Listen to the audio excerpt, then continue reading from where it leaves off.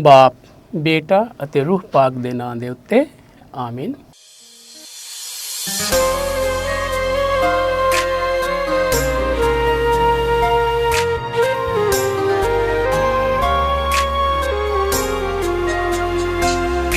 ऐ पाक खुदा तू कर दे दया, ऐ पाक खुदा तू कर दे दया, ऐ पाक खुदा तू कर दे दया, मैनू ऐना काबिल बना। ऐ पाक खुदा तू कर दे दया, मैनू ऐना काबिल बना। मैनू दनाई दा वरदान दे, तेरे पैदा नू जान सका। ऐ पाक खुदा तू कर दे दया, मैनू ऐना काबिल बना।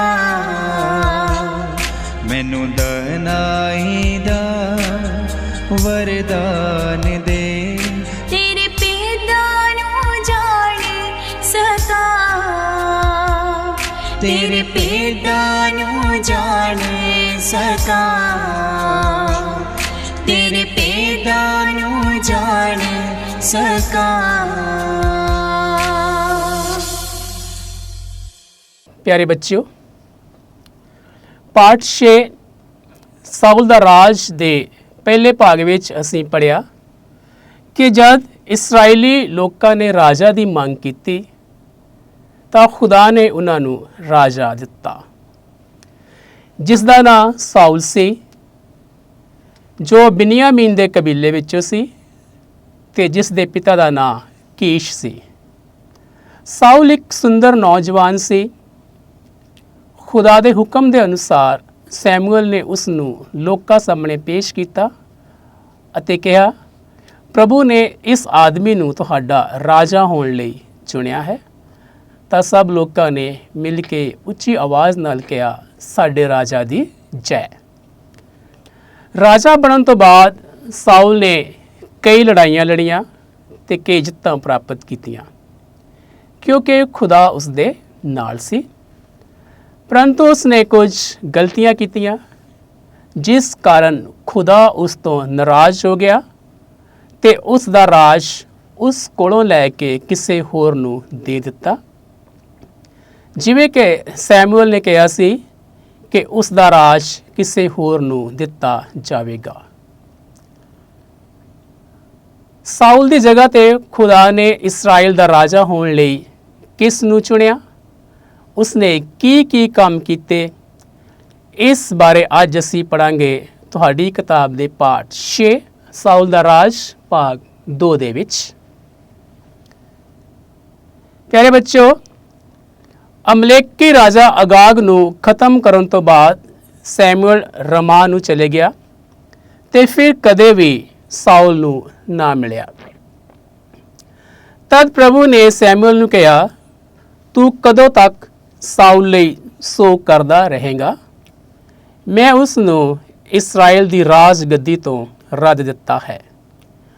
ਤੂੰ ਹੁਣ ਆਪਣੀ ਤੇਲ ਵਾਲੀ ਕੁੱਪੀ ਵਿੱਚ ਤੇਲ ਭਰ ਕੇ ਬੈਤਲਹਮ ਨੂੰ ਜਾ, ਉੱਥੇ ਮੈਂ ਯੱਸੀ ਦੇ ਪੁੱਤਰ ਨੂੰ ਇਸਰਾਇਲ ਦਾ ਰਾਜਾ ਹੋਣ ਲਈ ਚੁਣਿਆ ਹੈ। ਸੈਮੂਅਲ ਨੇ ਪ੍ਰਭੂ ਦੇ ਕਹੇ ਅਨੁਸਾਰ ਕੀਤਾ। ਉਹ ਬੈਤਲਹਮ ਗਿਆ ਅਤੇ ਖੁਦਾ ਦੇ ਹੁਕਮ ਅਨੁਸਾਰ ਉਸ ਨੇ ਯੱਸੀ ਦੇ ਸਭ ਤੋਂ ਛੋਟੇ ਪੁੱਤਰ ਦਾਊਦ ਨੂੰ ਮਖਸੂਸ ਕੀਤਾ, ਜਿਸ ਨੂੰ ਖੁਦਾ ਨੇ ਇਸਰਾਇਲ ਦਾ ਰਾਜਾ ਹੋਣ ਲਈ ਚੁਣਿਆ ਸੀ। ਉਸ ਸਮੇਂ ਤੋਂ ਖੁਦਾ ਦੀ ਰੂਹ ਦਾਊਦ ਵਿੱਚ ਅਤੇ ਬਦਰੂ ਸਾਊਲ ਵਿੱਚ ਰਹਿਣ ਲੱਗੀ ਅਤੇ ਬਦਰੂ ਸਾਊਲ ਨੂੰ ਸਤਾਉਣ ਲੱਗੀ। ਤਦ ਉਸਦੇ ਇੱਕ ਨੌਕਰ ਨੇ ਉਸ ਨੂੰ ਕਿਹਾ, ਅਸੀਂ ਇੱਕ ਬਰਬਤ ਵਜਾਉਣ ਵਾਲਾ ਲੱਭੀਏ ਤੇ ਜਦੋਂ ਦੁਸ਼ਟ ਆਤਮਾ ਤੁਹਾਡੇ ਉੱਤੇ ਉਤਰ ਕੇ ਤੁਹਾਨੂੰ ਸਤਾਵੇ ਤਾਂ ਉਹ ਬਰਬਤ ਵਜਾਵੇਗਾ ਅਤੇ ਤੁਸੀਂ ਚੰਗੇ ਹੋ ਜਾਵੋਗੇ। ਪਿਆਰੇ ਬੱਚਿਓ, ਸਾਊਲ ਨੇ ਦੂਜੀ ਗਲਤੀ ਕੀਤੀ ਸੀ ਕਿ ਉਸਨੇ ਖੁਦਾ ਦੇ ਹੁਕਮ ਨੂੰ ਨਹੀਂ ਮੰਨਿਆ ਸੀ। ਖੁਦਾ ਨੇ ਉਸ ਨੂੰ ਕਿਹਾ ਸੀ ਕਿ ਉਹ ਅਮਲੇਕੀ ਲੋਕਾਂ ਨੂੰ ਮਾਰ ਦੇਵੇ। ਸਾਊਲ ਨੇ ਬਹੁਤ ਸਾਰੇ ਲੋਕਾਂ ਨੂੰ ਮਾਰਿਆ, ਪਰ ਅਮਲੇਕੀ ਰਾਜਾ ਅਗਾਗ ਨੂੰ ਉਸਨੇ ਜਿਉਂਦਾ ਰੱਖ ਲਿਆ, ਉਸ ਨੂੰ ਫੜ ਲਿਆ ਤੇ ਨਾਲ ਹੀ ਨਾਲ ਉਸਨੇ ਜੋ ਮਾਲ ਅਸਬਾਬ ਸੀ ਉਹਦੇ ਵਿੱਚ ਵੀ ਹੇਰਾਫੇਰੀ ਕੀਤੀ। ਇਸ ਗੱਲ ਦੀ ਸੈਮੂਅਲ ਨੇ ਨਿਖੇਧੀ ਕੀਤੀ, ਪਰ ਸਾਊਲ ਨੇ ਬਹਾਨਾ ਬਣਾਇਆ ਤੇ ਇਹ ਕਹਿ ਕੇ ਛੁਟਕਾਰਾ ਪਾ ਲਿਆ ਕਿ ਮੈਂ ਇਹ ਸਭ ਕੁਝ ਖੁਦਾ ਨੂੰ ਕੁਰਬਾਨੀ ਚੜਾਉਣ ਲਈ ਕੀਤਾ ਸੀ। ਪਰ ਸੈਮੂਅਲ ਨੇ ਕਿਹਾ ਕਿ ਕੁਰਬਾਨੀ ਨਾਲੋਂ ਆਗਿਆਕਾਰਿਤਾ ਜ਼ਿਆਦਾ ਵਧੀਆ ਹੈ। ਉਸ ਤੋਂ ਬਾਅਦ ਵਿੱਚ ਸੈਮੂਅਲ ਨੇ ਅਮਲੇਕੀ ਰਾਜਾ ਅਗਾਗ ਨੂੰ ਖਤਮ ਕਰਨ ਦਾ ਹੁਕਮ ਦਿੱਤਾ ਤੇ ਅਮਲੇਕੀ ਰਾਜਾ ਅਗਾਗ ਨੂੰ ਖਤਮ ਕਰਨ ਤੋਂ ਬਾਅਦ ਵਿੱਚ ਸੈਮੂਅਲ ਰਾਮਾ ਦੇਸ਼ ਨੂੰ ਚਲਾ ਗਿਆ ਅਤੇ ਆਪਣੀ ਮੌਤ ਤੱਕ ਉੱਥੇ ਹੀ ਰਿਹਾ ਤੇ ਉਸ ਤੋਂ ਬਾਅਦ ਉਹ ਕਦੇ ਵੀ ਸਾਊਲ ਨੂੰ ਨਾ ਮਿਲਿਆ। ਜਦ ਸੈਮੂਅਲ ਰਾਮਾ ਵਿੱਚ ਸੀ ਤਾਂ ਪਰਮੇਸ਼ਵਰ ਦਾ ਵਚਨ ਉਸਦੇ ਕੋਲ ਆਇਆ। ਪਰਮੇਸ਼ਵਰ ਨੇ ਉਸ ਨੂੰ ਕਿਹਾ ਕਿ ਤੂੰ ਕਦੋਂ ਤੱਕ ਸੋਗ ਮਨਾਉਂਦਾ ਰਹੇਗਾ? ਤੂੰ ਉੱਠ, ਆਪਣੀ ਤੇਲ ਵਾਲੀ ਕੁੱਪੀ ਲੈ, ਉਹਦੇ ਵਿੱਚ ਤੇਲ ਭਰ ਅਤੇ ਕਿੱਥੇ ਜਾ? ਬੈਤਲਹਮ ਨੂੰ ਜਾ। ਬੈਤਲਹਮ ਨੂੰ ਕਿਉਂ ਘੱਲਿਆ ਉਹਨੇ?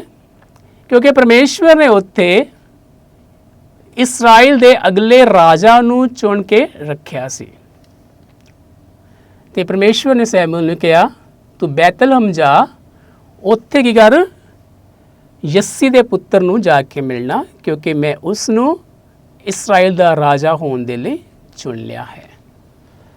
ਸੈਮੂਅਲ ਪਹਿਲਾਂ ਤਾਂ ਡਰ ਗਿਆ ਕਿ ਜੇ ਮੈਂ ਗਿਆ ਤੇ ਸਾਊਲ ਗੁੱਸੇ ਹੋਵੇਗਾ, ਮੈਨੂੰ ਮਾਰ ਦੇਵੇਗਾ, ਪਰ ਪਰਮੇਸ਼ਵਰ ਨੇ ਕਿਹਾ ਤੈਨੂੰ ਮੈਂ ਜੋ ਕਿਹਾ ਉਹ ਕਰ। ਤਾਂ ਖੁਦਾ ਦੇ ਹੁਕਮ ਦੇ ਅਨੁਸਾਰ ਸੈਮੂਅਲ ਬੈਤਲਹਮ ਨੂੰ ਗਿਆ ਤੇ ਉਸਨੇ ਜਾ ਕੇ ਉੱਥੇ ਜੱਸੀ ਦੇ ਸਭ ਤੋਂ ਛੋਟੇ ਪੁੱਤਰ ਦਾਊਦ ਦਾ ਅਭਿਸ਼ੇਕ ਕੀਤਾ, ਕਿਉਂਕਿ ਉਸ ਨੂੰ ਪਰਮੇਸ਼ਵਰ ਨੇ ਇਸਰਾਇਲ ਦਾ ਰਾਜਾ ਹੋਣ ਦੇ ਲਈ ਚੁਣ ਲਿਆ ਹੋਇਆ ਸੀ। ਜਿਵੇਂ ਹੀ ਦਾਊਦ ਨੂੰ ਇਸਰਾਇਲ ਦਾ ਰਾਜਾ ਮਖਸੂਸ ਕੀਤਾ ਗਿਆ ਤਾਂ ਪਰਮੇਸ਼ਵਰ ਦਾ ਆਤਮਾ ਉਸ ਦੇ ਵਿੱਚ ਆ ਕੇ ਵਾਸ ਕਰਨ ਲੱਗਾ। ਦੂਸਰੇ ਪਾਸੇ ਸਾਊਲ, ਜਿਸ ਨੂੰ ਖੁਦਾ ਨੇ ਰੱਦ ਦਿੱਤਾ ਸੀ ਰਾਜਾ ਹੋਣ ਤੋਂ, ਉਹਦਾ ਰਾਜ ਪਾਟ ਉਹ ਤੋਂ ਲੈ ਲਿਆ ਸੀ, ਉਹਦੇ ਵਿੱਚ ਦੁਸ਼ਟ ਆਤਮਾ ਪ੍ਰਵੇਸ਼ ਕਰ ਗਿਆ ਤੇ ਜਦੋਂ ਦੁਸ਼ਟ ਆਤਮਾ ਸਾਊਲ ਦੇ ਉੱਪਰ ਉਤਰਦਾ ਸੀ, ਉਹਨੂੰ ਬਹੁਤ ਸਤਾਉਂਦਾ ਸੀ ਤੇ ਸਾਊਲ ਪਰੇਸ਼ਾਨ ਹੋ ਜਾਂਦਾ ਸੀ। ਇਸ ਸਭ ਨੂੰ ਦੇਖ ਕੇ ਸਾਊਲ ਦੇ ਇੱਕ ਨੌਕਰ ਨੇ ਉਸ ਨੂੰ ਕਿਹਾ ਕਿਉਂ ਨਾ ਅਸੀਂ ਇੱਕ ਬਰਬਤ ਵਜਾਉਣ ਵਾਲਾ ਲੱਭੀਏ ਤੇ ਜਦੋਂ ਤੁਹਾਡੇ ਉੱਪਰ ਦੁਸ਼ਟ ਆਤਮਾ ਆਵੇਗਾ, ਉਹ ਬਰਬਤ ਵਜਾਵੇਗਾ ਤਾਂ ਤੁਸੀਂ ਉਸ ਵੇਲੇ ਚੰਗੇ ਹੋ ਜਾਵੋਗੇ। ਤਾਂ ਸਾਊਲ ਨੇ ਕਿਹਾ ਜਾਓ ਲੱਭ ਕੇ ਲੈ ਕੇ ਆਓ। ਤਦ ਦਾਊਦ ਨੂੰ ਸਾਊਲ ਦੇ ਕੋਲ ਲਿਆਂਦਾ ਗਿਆ ਕਿਉਂਕਿ ਉਹ ਇੱਕ ਚੰਗਾ ਸੰਗੀਤਕਾਰ ਸੀ ਤੇ ਜਦ ਵੀ ਦੁਸ਼ਟ ਆਤਮਾ ਆ ਕੇ ਸਾਊਲ ਨੂੰ ਤੰਗ ਪਰੇਸ਼ਾਨ ਕਰਦਾ ਸੀ ਤਾਂ ਦਾਊਦ ਬਰਬਤ ਵਜਾਉਂਦਾ ਸੀ ਤੇ ਦੁਸ਼ਟ ਆਤਮਾ ਉਸ ਨੂੰ ਛੱਡ ਕੇ ਚਲਾ ਜਾਂਦਾ ਸੀ ਤੇ ਸਾਊਲ ਤਰੋਤਾਜ਼ਾ ਤੇ ਚੰਗਾ ਹੋ ਜਾਂਦਾ ਸੀ। ਪਿਆਰੇ ਬੱਚਿਓ, ਦਾਊਦ ਨੂੰ ਸਾਊਲ ਦੇ ਮਹਿਲ ਦੇ ਵਿੱਚ ਲਿਆਂਦਾ ਗਿਆ। ਕਿਉਂ ਲਿਆਂਦਾ ਗਿਆ? ਕਿਉਂਕਿ ਉਹ ਇੱਕ ਚੰਗਾ ਸੰਗੀਤਕਾਰ ਸੀ ਤੇ ਜਦੋਂ ਵੀ ਦੁਸ਼ਟ ਆਤਮਾ ਦਾਊਦ ਦੇ ਉੱਪਰ ਉਤਰਦਾ ਸੀ, ਉਸ ਨੂੰ ਤੰਗ ਪਰੇਸ਼ਾਨ ਕਰਦਾ ਸੀ, ਤਾਂ ਦਾਊਦ ਉਸ ਵੇਲੇ ਬਰਬਤ ਵਜਾਉਂਦਾ ਸੀ ਤੇ ਜਿਵੇਂ ਹੀ ਉਹ ਬਰਬਤ ਵਜਾਉਂਦਾ ਸੀ, ਦੁਸ਼ਟ ਆਤਮਾ ਸਾਊਲ ਨੂੰ ਛੱਡ ਕੇ ਚਲਾ ਜਾਂਦਾ ਸੀ ਤੇ ਸਾਊਲ ਆਪਣੇ ਆਪ ਨੂੰ ਤਰੋਤਾਜ਼ਾ ਮਹਿਸੂਸ ਕਰਦਾ ਸੀ। ਇਹਨਾਂ ਦਿਨਾਂ ਦੇ ਵਿੱਚ ਹੀ ਫਿਲਸਤੀਨੀਆਂ ਨੇ ਇਸਰਾਇਲ ਦੇ ਉੱਪਰ ਹਮਲਾ ਕਰ ਦਿੱਤਾ ਤੇ ਦੋਨੋਂ ਫੌਜਾਂ ਆਮਣੇ ਸਾਹਮਣੇ ਖੜੀਆਂ ਸਨ। ਫਿਲਸਤੀਨੀ ਫੌਜ ਵਿੱਚ ਗਥ ਨਗਰ ਦਾ ਰਹਿਣ ਵਾਲਾ ਇੱਕ ਗੋਲੀਅਤ ਨਾਂ ਦਾ ਆਦਮੀ ਸੀ। ਪਿਆਰੇ ਵਿੱਚ ਤੁਸੀਂ ਗੋਲੀਅਤ ਬਾਰੇ ਸੁਣਿਆ ਨਾ, ਇਹ ਉਹੀ ਗੋਲੀਅਤ ਹੈ ਜਿਹਦੇ ਬਾਰੇ ਹੁਣ ਤੁਹਾਨੂੰ ਦੱਸਿਆ ਜਾਵੇਗਾ। ਗੋਲੀਅਤ ਗਥ ਨਗਰ ਦਾ ਰਹਿਣ ਵਾਲਾ ਸੀ, ਜਿਹੜਾ ਕਿ ਬਹੁਤ ਹੀ ਸ਼ਕਤੀਸ਼ਾਲੀ ਸੀ। ਉਸ ਦਾ ਕੱਦ 3 ਮੀਟਰ ਸੀ। ਉਹ ਅੱਗੇ ਵਧਿਆ ਤੇ ਉਸ ਨੇ ਇਸਰਾਈਲੀ ਫੌਜ ਨੂੰ ਲਲਕਾਰਿਆ। ਉਹ 40 ਦਿਨਾਂ ਤੱਕ ਇਸੇ ਤਰ੍ਹਾਂ ਕਰਦਾ ਰਿਹਾ, ਪਰ ਕੋਈ ਵੀ ਉਸ ਦਾ ਮੁਕਾਬਲਾ ਕਰਨ ਦੇ ਲਈ ਅੱਗੇ ਨਾ ਵਧਿਆ। ਆਖਿਰਕਾਰ ਦਾਊਦ, ਜੋ ਕਿ ਆਪਣੇ ਭਰਾਵਾਂ ਨੂੰ ਮਿਲਣ ਲਈ ਆਇਆ ਹੋਇਆ ਸੀ, ਉਸ ਨੇ ਉਸ ਨੂੰ ਵੰਗਾਰਿਆ। ਬੱਚਿਓ, ਜਦੋਂ ਦਾਊਦ ਸਾਊਲ ਦੇ ਕੋਲ ਆ ਗਿਆ ਸੀ, ਉਹਨਾਂ ਦਿਨਾਂ ਦੇ ਵਿੱਚ ਹੀ ਫਿਲਸਤੀਨੀ ਸੈਨਾ ਨੇ ਇਸਰਾਈਲੀ ਸੈਨਾ ਦੇ ਉੱਪਰ ਚੜ੍ਹਾਈ ਕੀਤੀ। ਤਾਂ ਫਿਲਸਤੀਨੀ ਸੈਨਾ ਦੇ ਕੋਲ ਇੱਕ ਬਹੁਤ ਹੀ ਸ਼ਕਤੀਸ਼ਾਲੀ ਆਦਮੀ ਸੀ, ਜੋ ਗਥ ਨਗਰ ਦਾ ਰਹਿਣ ਵਾਲਾ ਸੀ, ਜਿਸ ਦਾ ਨਾਮ ਗੋਲੀਅਤ ਸੀ। ਗੋਲੀਅਤ ਦਾ ਕੱਦ 3 ਮੀਟਰ ਸੀ। ਜਿਵੇਂ ਹੀ ਉਹ ਅੱਗੇ ਵਧਦਾ ਤਾਂ ਇਸਰਾਈਲੀ ਸੈਨਾ ਡਰ ਕੇ ਪਿੱਛੇ ਚਲੇ ਜਾਂਦੀ ਸੀ। 40 ਦਿਨਾਂ ਤੱਕ ਗੋਲੀਅਤ ਇਸਰਾਈਲੀ ਸੈਨਾ ਨੂੰ ਵੰਗਾਰਦਾ ਰਿਹਾ, ਉਹਨੂੰ ਲਲਕਾਰਦਾ ਰਿਹਾ, ਪਰ ਕੋਈ ਵੀ ਉਸ ਦਾ ਸਾਹਮਣਾ ਕਰਨ ਦੇ ਲਈ ਅੱਗੇ ਨਾ ਵਧਿਆ। ਤੇ ਉਹਨਾਂ ਦਿਨਾਂ ਦੇ ਵਿੱਚ ਹੀ ਦਾਊਦ ਉਸ ਜਗ੍ਹਾ ਤੇ ਆਪਣੇ ਭਰਾਵਾਂ ਨੂੰ ਮਿਲਣ ਦੇ ਲਈ ਆਇਆ, ਦੇਖਣ ਲਈ ਆਇਆ ਹੋਇਆ ਸੀ, ਜਿਸ ਜਗ੍ਹਾ ਤੇ ਲੜਾਈ ਚੱਲ ਰਹੀ ਸੀ। ਤੇ ਜਦੋਂ ਦਾਊਦ ਉੱਥੇ ਸੀ ਤਾਂ ਗੋਲੀਅਤ ਨੇ ਫਿਰ ਇਸਰਾਈਲੀ ਸੈਨਾ ਨੂੰ ਲਲਕਾਰਿਆ, ਪਰ ਕੋਈ ਵੀ ਅੱਗੇ ਨਾ ਵਧਿਆ। ਦਾਊਦ ਨੂੰ ਇਹ ਦੇਖ ਕੇ ਬਹੁਤ ਹੈਰਾਨੀ ਹੋਈ ਕਿ ਕੋਈ ਵੀ ਸੈਨਿਕ ਅੱਗੇ ਨਹੀਂ ਜਾ ਰਿਹਾ। ਤਦ ਉਸ ਨੇ ਅੱਗੇ ਵਧਦੇ ਹੋਏ ਗੋਲੀਅਤ ਨੂੰ ਲਲਕਾਰਿਆ, ਵੰਗਾਰਿਆ ਕਿ ਮੈਂ ਤੇਰੇ ਨਾਲ ਯੁੱਧ ਕਰਾਂਗਾ, ਕਿਉਂਕਿ ਕਹਿੰਦਾ ਸੀ ਕਿ ਮੇਰਾ ਪਰਮੇਸ਼ਵਰ ਮਹਾਨ ਹੈ, ਤੂੰ ਪਰਮੇਸ਼ਵਰ ਦੇ ਲੋਕਾਂ ਨੂੰ ਵੰਗਾਰ ਨਹੀਂ ਸਕਦਾ। ਦਾਊਦ ਨੂੰ ਇਹ ਯਕੀਨ ਸੀ ਕਿ ਉਹਦੇ ਉੱਪਰ ਜਿੱਤ ਪ੍ਰਾਪਤ ਕਰ ਲਵੇਗਾ। ਤੇ ਜਦ ਦਾਊਦ ਨੇ ਉਸ ਨੂੰ ਵੰਗਾਰਿਆ, ਉਹ ਗੋਲੀਅਤ ਦਾ ਮੁਕਾਬਲਾ ਕਰਨ ਲਈ ਅੱਗੇ ਵਧਿਆ। ਤੇ ਉਸ ਸਮੇਂ ਦਾਊਦ ਦੇ ਕੋਲ ਇੱਕ ਗੋਪੀਆ ਸੀ, ਇੱਕ ਡੰਡਾ ਸੀ ਤੇ 5 ਪੱਥਰ ਸੀ, ਜਿਹੜੇ ਕਿ ਉਹ ਨਦੀ ਦੇ ਵਿੱਚੋਂ ਉਸ ਵੇਲੇ ਲੈ ਕੇ ਆਇਆ ਸੀ ਜਦੋਂ ਉਹ ਆਪਣੇ ਭਰਾਵਾਂ ਨੂੰ ਮਿਲਣ ਵਾਸਤੇ ਜਾ ਰਿਹਾ ਸੀ। ਆਓ ਦੇਖਦੇ ਹਾਂ। ਦਾਊਦ ਗੋਲੀਅਤ ਦਾ ਮੁਕਾਬਲਾ ਕਰਨ ਲਈ ਅੱਗੇ ਵਧਿਆ। ਉਸ ਸਮੇਂ ਉਸ ਦੇ ਕੋਲ ਪੱਥਰ ਸੁੱਟਣ ਵਾਲਾ ਗੋਪੀਆ, ਇੱਕ ਡੰਡਾ ਅਤੇ 5 ਪੱਥਰ ਸਨ, ਜੋ ਉਸ ਨੇ ਨਦੀ ਦੇ ਵਿੱਚੋਂ ਚੁੱਕੇ ਸਨ, ਜਦ ਕਿ ਗੋਲੀਅਤ ਦੇ ਕੋਲ ਖਤਰਨਾਕ ਹਥਿਆਰ ਸਨ। ਪਰ ਦਾਊਦ ਨੂੰ ਆਪਣੇ ਸਰਵ ਸ਼ਕਤੀਮਾਨ ਪਰਮੇਸ਼ਵਰ ਉੱਤੇ ਪੂਰਾ ਭਰੋਸਾ ਸੀ। ਉਸ ਨੇ ਆਪਣਾ ਗੋਪੀਆ ਚਲਾਇਆ, ਜੋ ਸਾਊਲ ਦੇ ਸਿਰ ਵਿੱਚ ਵੱਜਾ ਤੇ ਜਾ ਕੇ ਉਸ ਦੇ ਦਿਮਾਗ ਦੇ ਵਿੱਚ ਖੁੱਭ ਗਿਆ। ਉਹ ਡਿੱਗ ਕੇ ਥਾਂ ਹੀ ਮਰ ਗਿਆ। ਦਾਊਦ ਨੇ ਉਸ ਦੇ ਉੱਪਰ ਖੜਾ ਹੋ ਕੇ ਉਸ ਦੀ ਤਲਵਾਰ ਨਾਲ ਹੀ ਉਸ ਦਾ ਸਿਰ ਵੱਢ ਦਿੱਤਾ। ਇਹ ਵੇਖਦਿਆਂ ਹੀ ਫਿਲਸਤੀਨੀ ਸੈਨਾ ਪਿਛਾਂਹ ਹਟ ਗਈ ਤੇ ਇਸਰਾਈਲੀ ਜਿੱਤ ਗਏ। ਪਿਆਰੇ ਬੱਚੋ, ਚਾਹੇ ਦਾਊਦ ਗੋਲੀਅਤ ਨਾਲੋਂ ਛੋਟਾ ਸੀ, ਉਹਦੇ ਕੋਲ ਹਥਿਆਰ ਵੀ ਨਹੀਂ ਸਨ, ਪਰ ਉਹਨੂੰ ਆਪਣੇ ਪਰਮੇਸ਼ਵਰ ਦੇ ਉੱਪਰ ਪੂਰਾ ਭਰੋਸਾ ਸੀ ਕਿ ਪਰਮੇਸ਼ਵਰ ਅੱਜ ਸਾਨੂੰ ਜਿੱਤ ਪ੍ਰਦਾਨ ਕਰੇਗਾ। ਜਿੱਦਾਂ ਹੀ ਗੋਲੀਅਤ ਨੇ ਇਸਰਾਈਲੀ ਸੈਨਾ ਨੂੰ ਲਲਕਾਰਿਆ ਤੇ ਦਾਊਦ ਨੇ ਉਸ ਨੂੰ ਵੰਗਾਰਿਆ ਤੇ ਆਪਣਾ ਗੋਪੀਆ ਚਲਾਇਆ। ਜਿਵੇਂ ਹੀ ਉਸਨੇ ਆਪਣਾ ਗੋਪੀਆ ਚਲਾਇਆ ਤੇ ਉਹਦੇ ਵਿੱਚੋਂ ਜੋ ਪੱਥਰ ਨਿਕਲਿਆ, ਉਹ ਜਾ ਕੇ ਗੋਲੀਅਤ ਦੇ ਸਿਰ ਦੇ ਵਿੱਚ ਵੱਜਾ। ਉੱਥੋਂ ਨਿਕਲ ਕੇ ਜਾ ਕੇ ਉਹਦੇ ਦਿਮਾਗ ਦੇ ਵਿੱਚ ਜਾ ਵੱਜਾ ਤੇ ਗੋਲੀਅਤ ਉਸੇ ਸਮੇਂ ਡਿੱਗ ਗਿਆ। ਤੇ ਦਾਊਦ ਦੌੜ ਕੇ ਉਹਦੇ ਸਰੀਰ ਤੇ ਜਾ ਕੇ ਖੜਾ ਹੋ ਗਿਆ ਤੇ ਉਹਦੀ ਹੀ ਤਲਵਾਰ ਕੱਢ ਕੇ ਉਸਨੇ ਗੋਲੀਅਤ ਦਾ ਸਿਰ ਧੜ ਤੋਂ ਅਲੱਗ ਕਰ ਦਿੱਤਾ। ਇਹ ਦੇਖ ਕੇ ਫਿਲਸਤੀਨੀ ਸੈਨਾ ਡਰ ਗਈ ਅਤੇ ਪਿਛਾਂਹ ਹਟ ਗਈ। ਤਦ ਇਸਰਾਈਲੀ ਸੈਨਾ ਨੇ ਫਿਲਸਤੀਨੀ ਸੈਨਾ ਦੇ ਉੱਪਰ ਜਿੱਤ ਪ੍ਰਾਪਤ ਕੀਤੀ। ਜਿੱਤ ਪ੍ਰਾਪਤ ਕਰਨ ਤੋਂ ਬਾਅਦ ਵਿੱਚ ਜਦ ਦਾਊਦ ਵਾਪਸ ਆ ਰਿਹਾ ਸੀ ਤਾਂ ਲੋਕ ਉਹਦਾ ਸਵਾਗਤ ਕਰਨ ਦੇ ਲਈ ਅੱਗੇ ਵਧੇ, ਉੱਚੀ ਉੱਚੀ ਨਾਅਰੇ ਲਗਾਉਣ ਲੱਗੇ। ਆਓ ਦੇਖਦੇ ਹਾਂ। ਜਦ ਦਾਊਦ ਵਾਪਸ ਆ ਰਿਹਾ ਸੀ ਤਾਂ ਉਸ ਦਾ ਸਵਾਗਤ ਕਰਨ ਲਈ ਇਸਰਾਈਲੀ ਇਹ ਨਾਅਰੇ ਲਗਾਉਂਦੇ ਹੋਏ ਅੱਗੇ ਵਧੇ, ਸਾਊਲ ਨੇ ਹਜ਼ਾਰਾਂ ਮਾਰੇ ਪਰ ਦਾਊਦ ਨੇ ਲੱਖਾਂ। ਇਸ ਤੇ ਸਾਊਲ ਨੂੰ ਬਹੁਤ ਗੁੱਸਾ ਆਇਆ ਤੇ ਉਹ ਦਾਊਦ ਨਾਲ ਈਰਖਾ ਕਰਨ ਲੱਗਾ। ਉਸਨੇ ਦਾਊਦ ਨੂੰ ਮਾਰ ਦੇਣ ਦਾ ਇਰਾਦਾ ਵੀ ਕੀਤਾ ਤੇ ਸਾਊਲ ਦੀ ਨਾਰਾਜ਼ਗੀ ਤੋਂ ਬਚਣ ਦੇ ਲਈ ਦਾਊਦ ਨੇ ਨੋਬਾ ਪੁਰੋਹਿਤ ਦੇ ਘਰ ਵਿੱਚ ਪਨਾਹ ਲਈ। ਤਦ ਰਾਜਾ ਨੇ ਉਸ ਨਗਰ ਦੇ ਸਾਰੇ ਲੋਕਾਂ ਨੂੰ ਮਾਰ ਦਿੱਤਾ, ਜਿਨ੍ਹਾਂ ਵਿੱਚ 5 ਪੁਰੋਹਿਤ ਵੀ ਸ਼ਾਮਿਲ ਸਨ। ਸਾਊਲ 2 ਵਾਰ ਦਾਊਦ ਦੇ ਹੱਥ ਆਇਆ ਪਰ ਦੋਨੋਂ ਵਾਰੀ ਦਾਊਦ ਨੇ ਉਸ ਨੂੰ ਜਿਉਂਦਾ ਛੱਡ ਦਿੱਤਾ। ਪਹਿਲੀ ਵਾਰ ਉਹ ਉਸ ਗਾਰ ਵਿੱਚ ਦਾਖਲ ਹੋ ਗਿਆ ਜਿੱਥੇ ਦਾਊਦ ਤੇ ਉਸਦੇ ਸਾਥੀ ਲੁਕੇ ਹੋਏ ਸਨ। ਦਾਊਦ ਨੇ ਉਸਦੇ ਕੱਪੜੇ ਦਾ ਪੱਲਾ ਕੱਟ ਕੇ ਉਸ ਨੂੰ ਜਾਨ ਦਿੱਤਾ।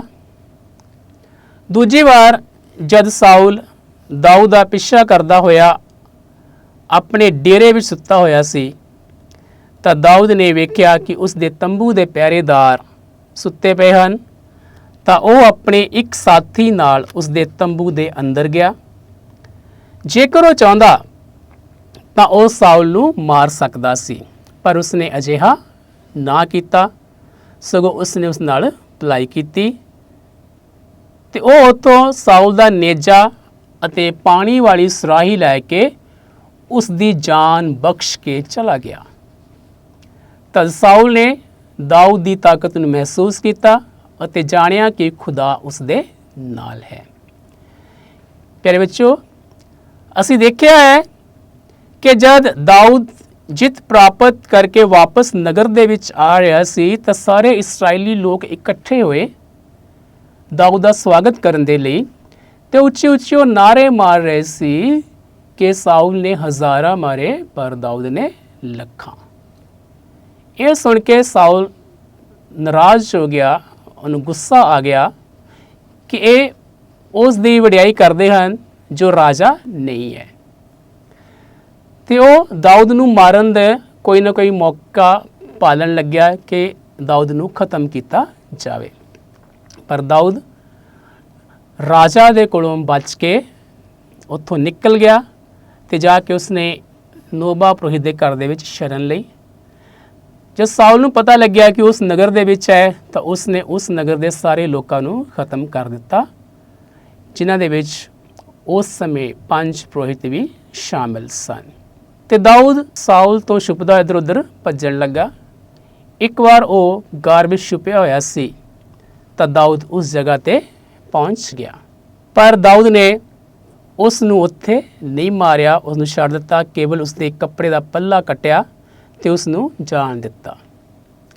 ਫਿਰ ਦੂਸਰੀ ਵਾਰੀ ਸਾਊਲ ਦਾਊਦ ਦਾ ਪਿੱਛਾ ਕਰਦਾ ਹੋਇਆ ਫਿਰ ਇੱਕ ਜਗ੍ਹਾ ਤੇ ਪਹੁੰਚ ਗਿਆ ਤੇ ਆਪਣੇ ਤੰਬੂ ਦੇ ਵਿੱਚ ਉਹ ਸੁੱਤਾ ਹੋਇਆ ਸੀ।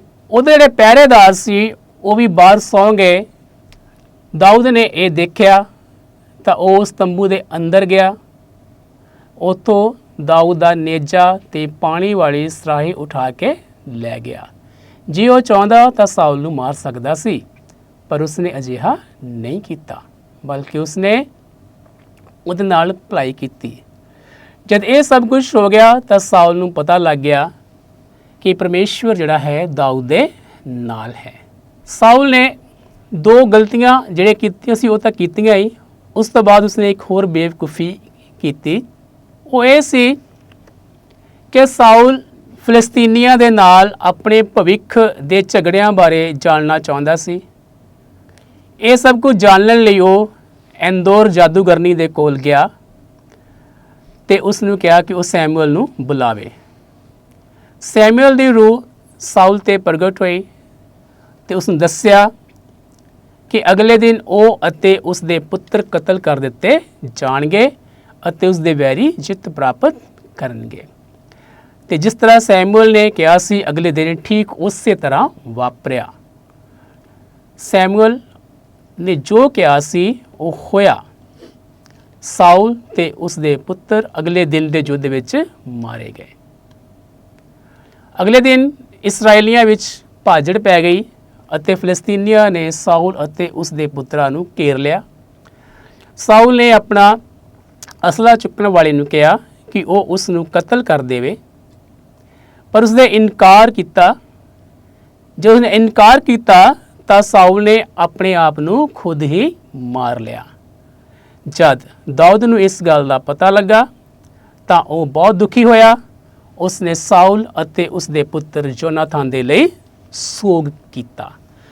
ਪਿਆਰੇ ਬੱਚਿਓ, ਬੇਸ਼ੱਕ ਸਾਊਲ ਦਾਊਦ ਦਾ ਦੁਸ਼ਮਣ ਸੀ, ਪਰ ਕਿਉਂਕਿ ਸਾਊਲ ਪਰਮੇਸ਼ਵਰ ਦਾ ਚੁਣਿਆ ਹੋਇਆ ਜਨ ਸੀ, ਇਸ ਕਰਕੇ ਦਾਊਦ ਨੇ ਉਸ ਨੂੰ ਕਦੇ ਵੀ ਮਾਰਨ ਦੀ ਨਹੀਂ ਸੋਚੀ, ਉਸ ਨੂੰ ਮਾਰਿਆ ਨਹੀਂ।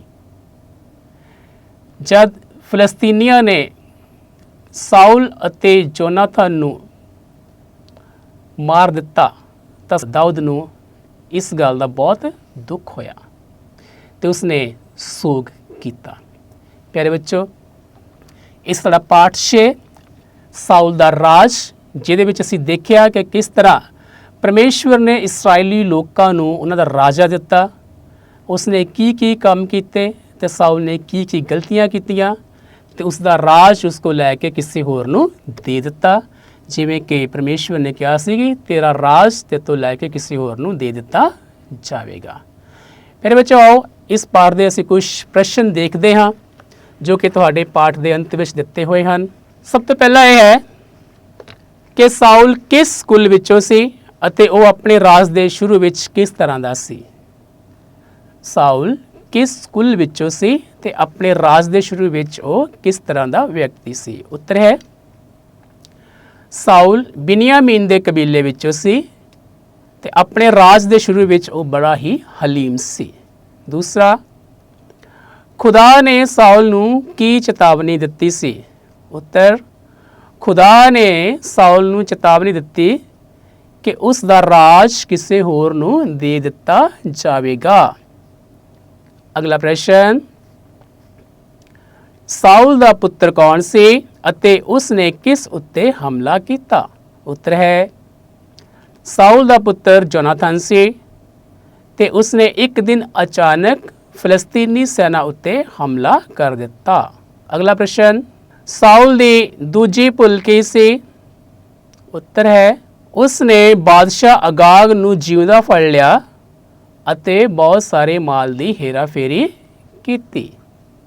ਅਗਲਾ ਪ੍ਰਸ਼ਨ, ਸਾਊਲ ਤੋਂ ਬਾਅਦ ਕਿਸ ਨੂੰ ਰਾਜਾ ਮਖਸੂਸ ਕੀਤਾ ਗਿਆ ਅਤੇ ਉਹ ਕਿਸ ਦਾ ਪੁੱਤਰ ਸੀ।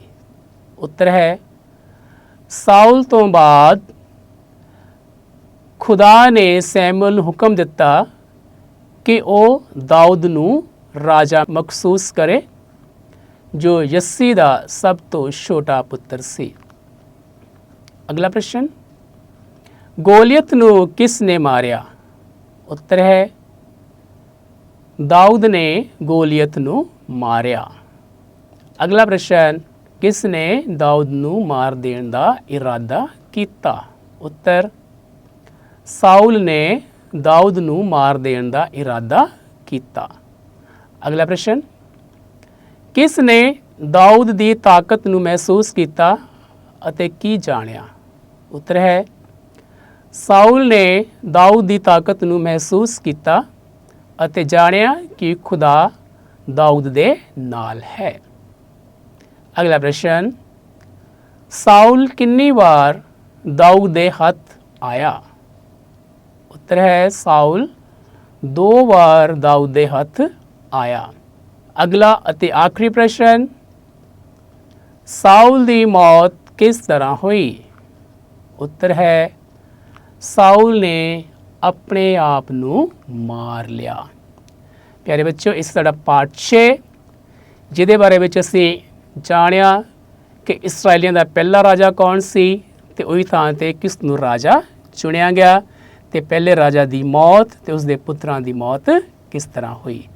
ਬੱਚੇ, ਤੁਸੀਂ ਸਭ ਨੂੰ ਚੰਗੀ ਤਰ੍ਹਾਂ ਨਾਲ ਯਾਦ ਕਰਨਾ ਤਾਂ ਕਿ ਆਉਣ ਵਾਲੇ ਸਮੇਂ ਵਿੱਚ ਤੁਹਾਡੇ ਇਹ ਕੰਮ ਆ ਸਕੇ। ਜੈ ਯਿਸੂ।